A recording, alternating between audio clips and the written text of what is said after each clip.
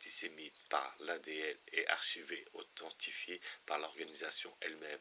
Un auteur prolifique de livres attaquant l'antisémitisme en Amérique est un homme d'origine arménienne, un certain Avidis Bogos Derounian, dont le pseudonyme le plus connu est John Roy Carlson. Plusieurs actions en diffamation furent menées contre un de ses livres publiés pendant la Seconde Guerre, dans lequel il attaquait plus de 700 personnes, et un juge accordant des dommages et intérêts. Ouvrez les guillemets, je pense que ce livre a été écrit par une personne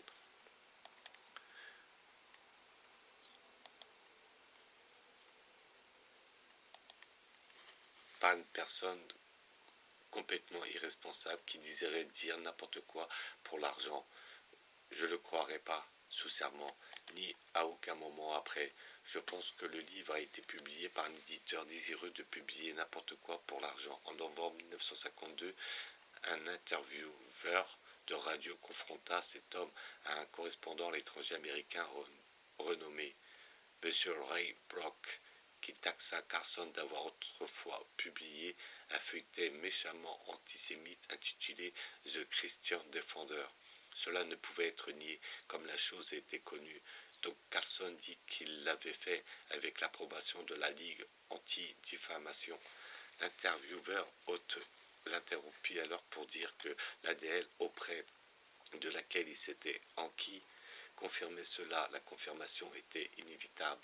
ADL ayant admis au Chicago Tribune en 1947 qu'elle avait employé l'homme en 1939 et en 1941 et avait trouvé ses services satisfaisants. Le fait que cet homme fut ensuite capable en 1951 de publier un autre livre attaquant les antisémites et de le faire louer haut et fort dans les journaux new-yorkais principaux, malgré le commentaire juridique cité plus haut, est un signe du grand changement que cette organisation a provoqué dans la vie américaine de ces 20 dernières années. La toile dont l'ADL formait le centre s'est étendue à d'autres pays anglophones, afin qu'aucun auteur indépendant ne puisse y échapper, où qu'il se trouve. Je donne des exemples de mes propres expériences dans ce cadre plus large.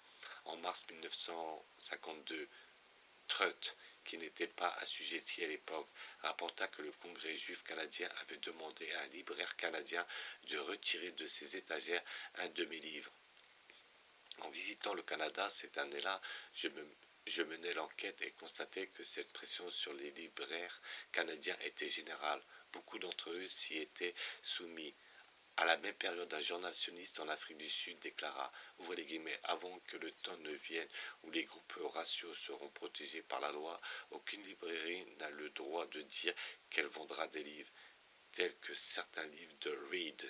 Je passais plus tard quelque temps en Afrique du Sud et constatai que la politique qui était identique à celle du Canada, la protection raciale prédite dans la citation ci-dessus et la Convention du génocide des Nations Unies rédigée par les sionistes qui contient une disposition prescrivant des pénalités légales pour toute action considérée par quelques factions comme causant un tort mental. Cette disposition, si elle était mise en application pendant une autre guerre, rendrait la censure de l'ADL permanente et mondiale. Je ne me rendis jamais en Australie, mais je pense qu'il y aurait trouvé l'interférence secrète qui prévalait dans les librairies du Canada et de l'Afrique du Sud. Cependant, à peu près au même moment, un sénateur australien, dont même le nom m'était inconnu, en attaquant une organisation antisémite, également inconnue de moi, dit qu'il était en contact étroit avec moi. Des journaux australiens publièrent ce message de diffamation, mais refusèrent d'imprimer la correction factuelle. Durant ces années, je reçus de nombreuses plaintes de lecteurs disant que le bibliothécaire en chef d'une grande bibliothèque de Toronto avait collé sur la page de garde de mes livres un avertissement aux lecteurs à leur sujet. Les protestations n'eurent aucun effet. De toutes ces façons, un rideau fut abaissé entre les masses publiques et l'information factuelle concernant leurs affaires. La capture de l'esprit de masse est devenue aussi complète que celle des politiciens tête d'affiche. Cela laisse une position invaincue au moyen niveau entre les politiciens captifs et la multitude de persuadés. C'était la classe dont le docteur Weisman se plaint à plusieurs reprises. Les fonctionnaires permanents, les professionnels et les experts, dès les débuts de l'opposition la plus forte à l'empiètement du sionisme vint de ce groupe et de l'interférence extérieure, entièrement venue des Juifs, dont le docteur Weisman se plaignait aussi. L'officiel non élu, le fonctionnaire de carrière, le soldat professionnel, l'expert étranger sont presque tous impossibles à subordonner. Le fonctionnaire permanent ne dépend pas des élections et se sent lui-même partie intégrante de la nation. Le soldat professionnel sent instinctivement que la nation et son devoir sont un et répugne à la pensée que les opérations militaires soient perverties pour un motif ultérieur et politique. L'expert ne peut étouffer son savoir sur l'ordre d'hommes de parti, pas plus qu'un artisan expert ne peut être tenté de fabriquer une montre qui marche à rebours. En fait, seule la capture complète d'un État comprenant le pouvoir de licenciement, d'exclusion d'un emploi et d'arrestation pourra jamais entièrement surmonter la résistance des fonctionnaires, des professionnels et des experts à quelque chose qui est clairement en conflit avec leurs devoirs. L'ADL, selon moi, montra qu'elle attendait avec impatience le jour où elle surmonterait cet obstacle par une tentative faite en 1943. L'intelligence supérieure aux commandes derrière ce groupe sait manifestement que le meilleur moment pour atteindre ces buts se trouve dans les étapes postérieures et les conséquences d'une grande guerre. Au début, les masses impliquées sont encore concentrées sur les objectifs professés et après la période de confusion qui suit la guerre, elles regagnent quelque clarté de vision et commencent à poser des questions sur ce qui a été fait sous couvert de la guerre. Si le but secret n'a pas alors été atteint, l'occasion est perdue. Ces buts secrets progressent entre 1916 et 1922, pas entre 1914 et 1918 pour la Première Guerre, et entre 1942 et 1948, pas en 1939 et 1945 pour la Seconde Guerre. Si une troisième guerre devait commencer, disons en 1965 et continuer jusqu'en 1970, prétendument dans le but de détruire le communisme, l'effort secret pour réaliser la pleine ambition du sionisme et l'État mondial communiste aurait lieu pendant la période de confusion la plus grande, disons entre 1968 et 1974. La tentative pour capturer la fonction publique en Amérique fut faite en 1943, la quatrième année de la Seconde Guerre, et fut partiellement révélée par hasard en 1947 quand le brouillard s'éclaircissait. Le but était d'interposer entre les Américains et leurs services publics une liste noire secrète diffamatoire qui empêcherait les hommes de devoir patriotiques d'entrer dans la fonction publique et qui ouvrirait en grande les portes de cette dernière aux agents approuvés de la conspiration. À une période, les listes ainsi compilées s'étendaient si rapidement qu'elle aurait bientôt inclus chaque personne aux États-Unis dont l'emploi au sein du service public n'était pas souhaité par les arbitres secrets. Les dossiers diffamatoires de ADL étaient incorporés dans les fichiers officiels de la fonction publique américaine. Cela aurait pu fournir la base pour une action de police secrète à une étape supérieure. Les adversaires politiques furent regroupés sur la foi de telles listes par la nouvelle police secrète de Göring la nuit de l'incendie du Reichstag, complètement inconnu des Américains alors. Et aujourd'hui, un coup d'État de premier ordre était bien avancé dans sa préparation.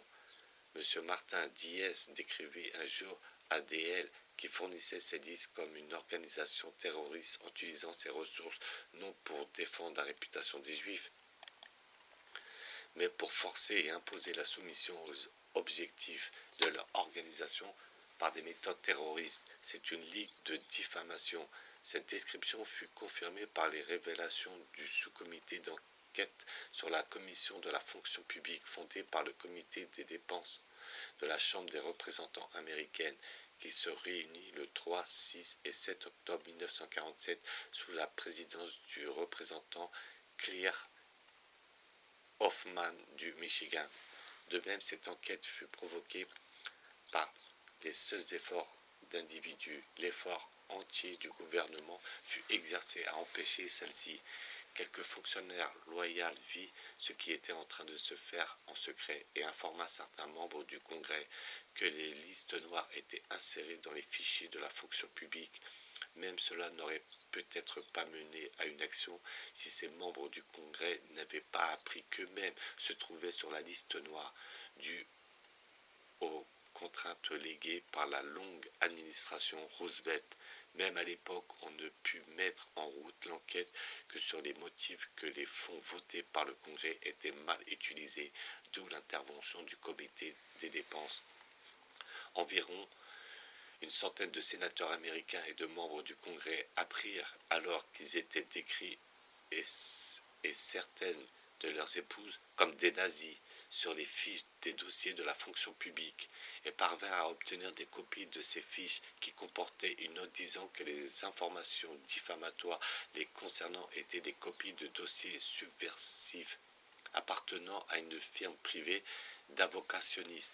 Ces derniers, continuaient la note, ouvrez les guillemets, ont été constitués en coopération avec le Comité juif américain et la Ligue anti-diffamation.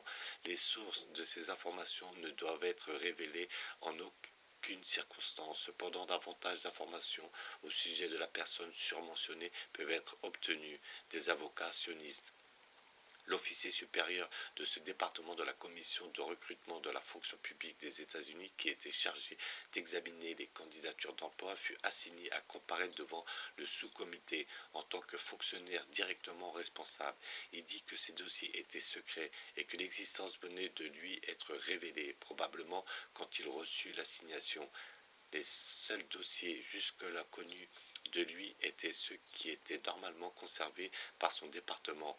Il archivait les candidatures d'emploi examinées dont les postulants, pour des raisons diverses, devaient être rejetés. Il avait confirmé que les dossiers secrets contenaient 750 000 fiches et avaient été préparés dans les bureaux de New York de la commission. Son propre bureau au siège était à Washington et que ces copies des fiches avaient été envoyées et incorporées au dossier de chaque succursale de la commission de recrutement de la fonction publique dans tous les États-Unis. Il dit qu'il n'avait pas le pouvoir de présenter les dossiers secrets. Ce pouvoir appartenait uniquement aux 3 commissaires de la fonction publique, les chefs même de la fonction publique en dessous du président. Des commissaires, un certain Mitchell, M. Fleming et Mlle Perkins, cités alors à comparaître, refusèrent de présenter les dossiers, déclarant que le président l'avait interdit. Les dossiers secrets avaient été introduits sur le président Roosevelt. En 1956, le président Eisenhower envoya à la convention annuelle de ADN un message élogieux la louant, de rappeler à la nation que les idéaux de la religion doivent s'appliquer dans tous les domaines de la vie. Cet ordre de non-divulgation venait du président Truman. Là-dessus, M. Hoffman dit, ouvrez les guillemets, c'est la première fois que j'ai jamais entendu reconnaître que nous avons une Gestapo dans ce pays. Les commissaires ne protestèrent pas. M. Hoffman demanda alors si même les personnes qui n'avaient aucune intention de postuler pour un emploi dans la fonction publique étaient sur la liste noire. Le commissaire supérieur, M. Mitchell, confirma que c'était le cas, admettant ainsi explicitement que la portée de la liste noire était illimitée. M. Hoffman dit, ouvrez les guillemets, alors cela n'a aucun rapport avec le cas immédiat d'une personne postulant pour un emploi. Et M. Mitchell en convint et M. Hoffman continua, ouvrez les guillemets, vous revendiquez le droit d'inscrire dans vos fichiers les noms de tout à chacun dans ce pays. Est-ce bien exact? Et les trois commissaires acquiescèrent en silence. Les enquêteurs découvrirent que rien qu'en juin et juillet 1943, c'est-à-dire durant la période de confusion d'une grande guerre, 487 033 fiches avaient été ajoutées au dossier secret. Ce travail ayant occupé un grand nombre d'employés du bureau, un membre du Congrès rappela au commissaire que l'année même de 1943 où ces fiches secrètes furent incorporées, la commission de recrutement de la fonction publique avait spécifiquement interdit à ses investigateurs de même poser des questions sur les affiliations communistes de tout postulant. Une politique généralement introduite par les présidents Roosevelt, les commissaires firent preuve d'un grand zèle à éviter de discuter le rôle joué par la Ligue anti-diffamation dans cette affaire et à plusieurs reprises éludèrent les questions concernant ce point. Le rapport officiel si étonnant d'après les anciens standards montre que l'ADL avait la charge d'introduire secrètement dans les archives officielles des dossiers diffamatoires s'étendant rapidement à des fiches de police secrètes couvrant tout le pays. C'était manifestement une tentative pour prendre le contrôle de la fonction publique américaine et rendre l'allégeance telle que définie les anciens standards disqualifiante. Comme aucune promesse d'action réparatrice ne fut obtenue, le résultat de cette enquête publique peut être comparé à un examen chirurgical réalisé par les docteurs qui, ayant ouvert le patient et trouvé une tumeur maligne près d'un organe vital, déclarent qu'ils ont l'ordre de ne pas l'enlever et recousent l'incision. Ainsi, l'état de maladie demeura-t-il. Les utilisations concevables que l'on pourrait faire de ce genre de liste noire, secrète et nationale, furent illustrées par certains épisodes étranges en 1951 et 1952, où des corps de troupes fondirent soudainement sur des petites villes de Californie, dans l'État de New York et au Texas, et les occupèrent au nom des Nations Unies ou du gouvernement militaire. Les hôtels de ville, les sièges de police et les centraux téléphoniques furent réquisitionnés. Des mairies, des fonctionnaires et des particuliers furent arrêtés. On fit défiler des bandes appartenant à l'ennemi, vêtues d'uniformes fascistes. Par quelques coutumiers, des procès furent tenus des cours militaires et on installa des camps de concentration et fit des proclamations menaçant des résistants et des conspirateurs de pénalités sévères. Ces mesures ressemblent beaucoup à une répétition du genre de choses que le monde pourrait bien voir au cours de la période de confusion de toute Troisième Guerre, si la Ligue d'imposition de paix faisait sa troisième tentative pour obtenir l'autorité mondiale. À cette occasion aussi, des enquêteurs privés indignés furent tout à fait incapables de découvrir quelle autorité avait ordonné ces affaires. Le porte-parole militaire officiel, un certain colonel au Pentagone, alors qu'il était poussé dans ses retranchements par un enquêteur, fut juste autorisé à dire que la question avait une signification locale et politique sur laquelle l'armée n'exerce aucun contrôle. Cela désignait le président, le gouvernement et le département d'État, mais toutes ces autorités restèrent aussi silencieuses que les commissaires de la fonction publique avaient été peu éclairants. Vers la fin de la Seconde Guerre, cette invasion secrète sous toutes ses formes avait détérioré la structure interne de la République américaine à un point tel qu'un changement dans sa forme externe telle qu'elle était connue du monde depuis 150 ans était susceptible de se produire durant la période de confusion d'une quelconque troisième guerre. La lutte instinctive de la population originale pour se préserver elle-même ainsi que ses traditions contre une usurpation dont il ne lui était pas permis de comprendre la nature était en passe d'échouer. Cette résistance gagnerait en force et réparerait certaines brèches à mesure que la Seconde Guerre reculait, mais il resterait des faiblesses graves qui allaient fatalement se révéler sous la tension de la Nouvelle Guerre, dont l'idée était jour après jour rendue familière à l'esprit de masse américain par les biais des politiciens et de la presse sous contrôle. À partir de 1943, la faiblesse de la République américaine se trouva plus dans ses propres fondations mises à mal que dans n'importe quelle armée de l'air ou de flotte étrangère.